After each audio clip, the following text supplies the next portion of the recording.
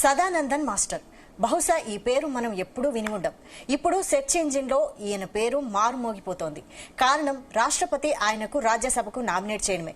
ఇంతకీ ఎవరి సదానందన్, ఆయన బ్యాక్గ్రౌండ్ ఏంటి అన్న చర్చ సాగుతోంది. రాజ్యసభకు నామినేట్ అయిన సదానందన్ మాస్టర్ స్వస్థలం కేరళలోని కన్నూర్. సదానందన్ మాస్టర్ ఆ చిరునవ్వుల వెనక ఎన్నో చింతి బట్టలున్నాయి, స్వయంగా అనుభవించిన కష్టాలు ఉన్నాయి. కాళ్ళు నరికేసినా నమ్మిన సిద్ధాంతం కోసం వెనకడుగు వేయలేదు.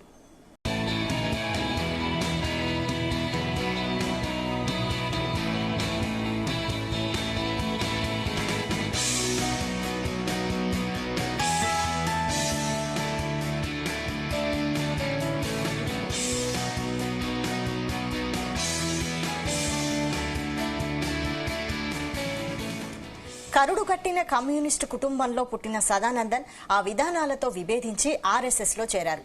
ఇది తట్టుకోలేని కమ్యూనిస్టులు 1994లో ఆయనపై దాడి చేసి 2 కాళ్లు నరికేశారు.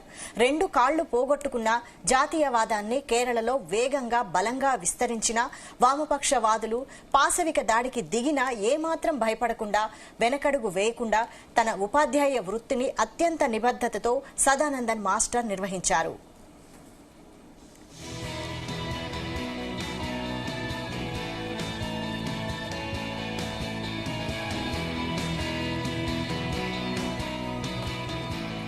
సదానందన్ మాస్టర్ జీవితం ధైర్యత్వానికి, దృఢత్వానికి ప్రతీకగా నిలుస్తుంది. 2 దశాబ్దాలకు పైగా కన్నూర్లో ఉపాధ్యాయునిగా, పెరమంగళంలో దుర్గా విలాసం హయ్యర్ సెకండరీ స్కూల్లో సాంఘిక శాస్త్రాన్ని బోధించారు. గౌహతి, కాలికట్ విశ్వవిద్యాలయం నుంచి డిగ్రీలను పొందారు. ప్రస్తుతం కేరళలోని నేషనల్ టీచర్స్ యూనియన్ ఉపాధ్యక్షునిగా ఉన్నారు. అలాగే దేశీయ అధ్యాపక వార్త అన్న పబ్లికేషన్స్ కూడా నడుపుతున్నారు.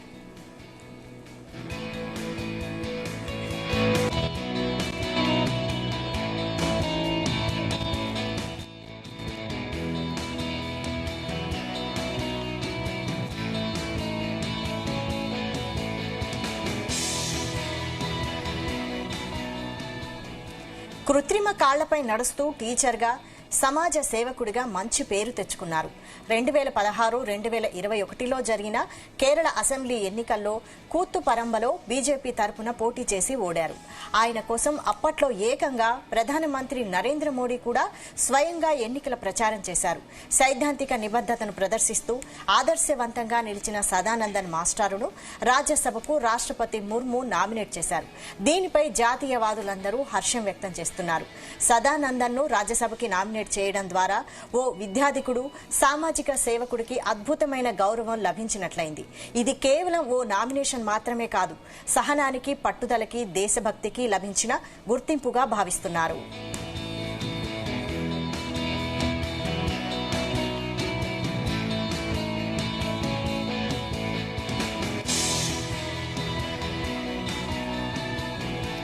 ఇన్ని దశాబ్దాలుగా ఆయన ప్రజా జీవితంలో, సామాజిక జీవనంలో విద్యావేత్తగా కొన్ని వందల మంది విద్యార్థుల జీవితాల్లో వెలుగులు నింపిన సదానందన్ మాస్టర్ గురించి బయటి ప్రపంచానికి తెలియకుండా కొందరు కుట్రలు చేశారన్న ఆరోపణలు ఉన్నాయి.